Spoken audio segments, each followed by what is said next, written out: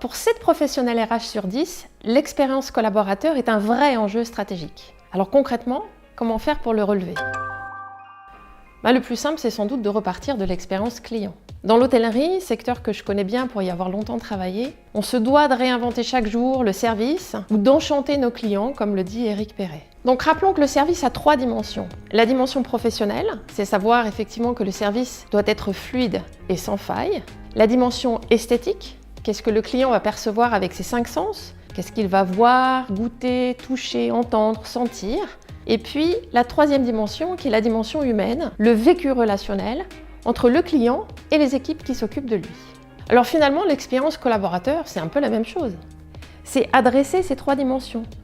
La dimension fonctionnelle, la dimension esthétique et la dimension humaine. Prenons la dimension fonctionnelle. Concrètement, ça veut dire quoi en entreprise ?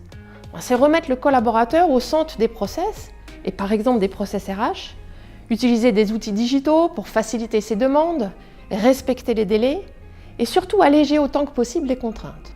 Pour la dimension esthétique, on va retrouver des facteurs de la qualité de vie au travail, la luminosité, la température, le confort du mobilier, les odeurs. Et puis pour la dimension humaine, au-delà de la cohésion d'équipe, la vraie question est la qualité des échanges entre les personnes en milieu de travail.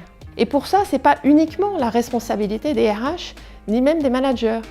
C'est une responsabilité qui appartient à tout le monde en entreprise. Quelle est la place qu'on va laisser pour rire, échanger, plaisanter et créer des relations humaines de qualité? Donc en fait, l'enjeu de l'expérience collaborateur est assez simple parce qu'il peut être créé à toute petite échelle. Il suffit de s'inspirer, en fait, des recettes qui marchent.